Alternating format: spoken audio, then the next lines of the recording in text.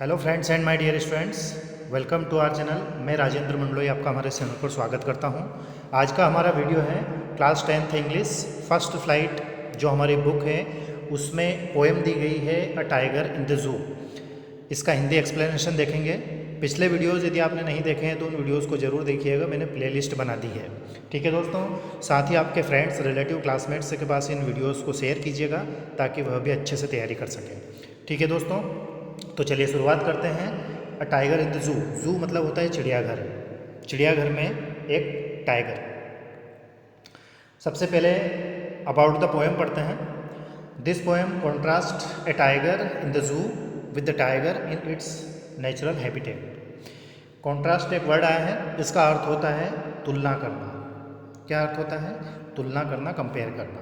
तो इस पोएम में एक टाइगर जो कि चिड़ियाघर में है और एक टाइगर जो कि अपने नेचुरल हैबिटेट में रहता है, मतलब नेचुरल आवास टाइगर का कहाँ रहता है? जंगल रहता है।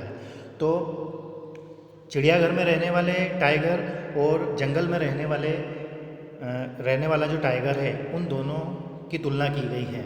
हैबिटेट का अर्थ होता है नेचुरल रेजिडेंसी, जिसको हम कह सकते हैं, मतलब जहाँ वो रहता है। ठीक है, प्राकृतिक आवास। द पोएम मूव्स फ्रॉम जू टू जंगल। कविता चिड़ियाघर से जंगल जाती है, मतलब इसमें एक पैरा जो है, एक स्टेंजा जो है जू का दिखाया जाएगा और अगला फिर जंगल का। And back again to the zoo, और फिर वापस से वो जू के अंदर पोएम आती है।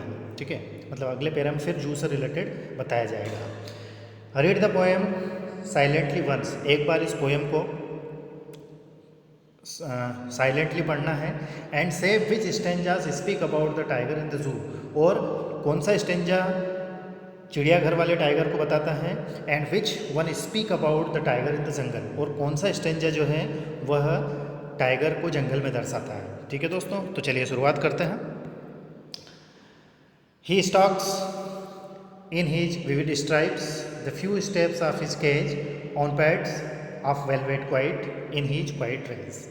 यहाँ पर कुछ नए नए वर्ड हैं, पहले मैं आपको उनके मीनिंग बता देता हूँ, उसके बाद में इस स्टेंजा को हम हिंदी एक्सप्लेन करेंगे। यहाँ पर एक वर्ड आया है स्टॉक्स। इसका अर्थ होता है मूविंग स्लाइटली। क्या अर्थ होता है? Moving slightly. मूविंग स्लाइटली का अर्थ होता है चुपचाप या धीरे से जाना। ठीक है। स्ट्राइप्स, विविध स्ट्राइप्स। स्ट्राइप्स का यहाँ पर जो मीनिंग है वो मीनिंग ये है कि आपने देखा होगा कि जो टाइगर होता है उसके ऊपर ऐसी धारियाँ होती हैं। ठीक है, शेर के ऊपर ऐसी धारियाँ बनी हुई होती हैं ना, अलग अलग रंग की। तो उसके बाद और देखें तो यहाँ पर फिर वर्ड आया है पैड्स। इसका अर्थ होता है यहाँ पर अकॉर्डिंग टू द पोएम इसका जो मीनिंग निकल रहा है वो उसके पंजे हैं। ठीक है, तो इस पूरे स्टेंजा का यदि मीनिंग देखें तो इसका मीनिंग होगा ही मतलब यहाँ पर कौन है? टाइगर है। ठीक है, टाइगर चुपचाप अपनी उन स्ट्राइप्स के साथ चलता है। The few steps of his cage. Cage मतलब होता है पिंजरा।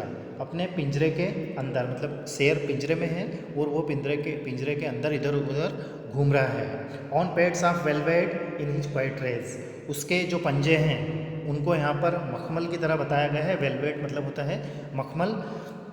तो अपने उन मखमली पंजों से को वो ज़मीन पर रखता है ना, केज का जो फर्श है उस पर। In his quiet rage. अब चूंकि वह कुछ कर नहीं सकता, उस पिंजरे में कैद है, तो यहाँ पर उसके क्रोध को भी दर्शाया गया है, मतलब वो गुस्से में है। RAJE, रेज का अर्थ होता है गुस्सा या क्रोध। ठीक है, मतलब फर्स्ट स्टेंजा में उसकी कौन सी स्थिति बताई गई है? केज के अंदर, पिंजरे के अंदर, जू के अंदर वाली। आगे बढ़ते हैं नेक्स्ट स्टेंजा की ओर। He should be lurking in shadow sliding through the long grass near the water hole where plump deer pass. दूसरे स्टेंजा में टाइगर को जंगल में दिखाया गया है। कैसे? ही should be lurking in shadow. Lurking यहाँ पर एक वर्ड आया है और जिसका अर्थ होता है कहीं छिपकर बैठना। कहीं पर छिपकर बैठना, स्पेशली जब शिकार करना हो। तो वो क्या है? शेर छिपकर बैठा हुआ है, माफ़ कीजिएगा, उसको बैठना चाहिए, है ना। स्लाइडिंग थ्रू द ग्रास, और चुपके से घास के सहारे, नियर द वाटर होल, जहाँ पर कोई पानी का स्रोत भरा हुआ है, जहाँ कोई प्लम्प डियर हो, है ना, उसका शिकार करने के लिए। ठीक है, मतलब वो घास में छुप छुप कर, जहाँ पानी का स्रोत हो, जहाँ पर डियर मीन्स हिरण वगैरह जो पानी पीने आई हो, है ना, उनका शिकार करना चाहिए या इस स्थिति में उसे होना चाहिए। ठीक है, तो दूसरे स्टेंजा में उस शेर, माफ़ कीजिएगा, उस टाइगर को वहाँ पर जंगल में बताया गया है कि उसको जू के स्थान पर जंगल में होना चाहिए और इस स्थिति में होना चाहिए। He should be snarling around houses at jungle's edge, और इसे मतलब उस टाइगर को जंगल के किनारे जहाँ पर घर बने हुए हैं वहाँ पर होना चाहिए। स्नर्किंग अराउंड हाउसेस, स्नर्किंग का अर्थ होता है दांत दिखाकर गुर्राना। इसका क्या अर्थ होता है? दांत दिखाकर गुर्राना। जैसे आपने देखा होगा कुत्ते हैं, कुत्ते बिल्लियाँ, इनको देखा होगा, इससे टाइगर तो आसपास देखने को मिलता नहीं है, तो इनको आपने देखा होगा तो वो दांत निकाल कर गुस्से में गुर्राते हैं, उसको बोलते हैं स्नर्किंग। ठीक है, तो वहाँ जो जंगल के किनारों पर एज पर जो घर बने हुए हैं वहाँ पर उसको घुर्राते हुए होना चाहिए था। Baring his white fangs, his claws, terrorising the village. Baring का जो अर्थ होता है वो होता है मतलब शोविंग। क्या अर्थ होता है? शोविंग मतलब दिखाना। हिज वाइट फैंग्स, फैंग्स मतलब होता है जहरीले दांत। क्या अर्थ होता है? जहरीले दांत। उसके जो जहरीले दांत हैं उनको वो दिखाता है। हिज क्लाउस, अपने पंजों को, और टेरराइजिंग द विलेज, और गांव के जो लोग हैं उनको भयभीत करता है। ठीक है, टेरर मतलब होता है आतंक या आतंकित करना, भयभीत करना। तो इस प्रकार से उसको होना चाहिए था। परंतु ही लॉक्स इन ए कॉन्क्रीट सेल, परंतु वह एक कॉन्क्रीट का जो सेल बना हुआ है, जो पिंजरा बना हुआ है, उसमें कैद है। His strength behind the bars, और उस केज की जो सलाखें हैं उसके पीछे हैं वो भले ही कितना ही ताकतवर है लेकिन वो उस पिंजरे में है तो वो बेबस है, ऐसा कहने का तात्पर्य है। Stalking the length of his cage ignoring visitors, और जो पिंजरा है उस पिंजरे की जो जितनी भी जगह है उस जगह में वो इधर उधर घूमता है, और जो विजिटर्स हैं चिड़ियाघर में जो भी उसे देखने आ रहे हैं उसको वो इग्नोर कर रहा है। इग्नोर इसलिए कर रहा है कि जैसे टाइगर वैसे तो हमें डराता क्या, खा ही जाता है वो तो, लेकिन यहाँ पर वो बेबस है, कुछ कर नहीं सकता, तो वो उनको इग्नोर कर रहा है। किनको? विजिटर्स को, जो भी वहाँ पर जू में आते हैं उनको। लास्ट स्टेंजा दिया गया है, he hears the last voice at night the patrolling cars.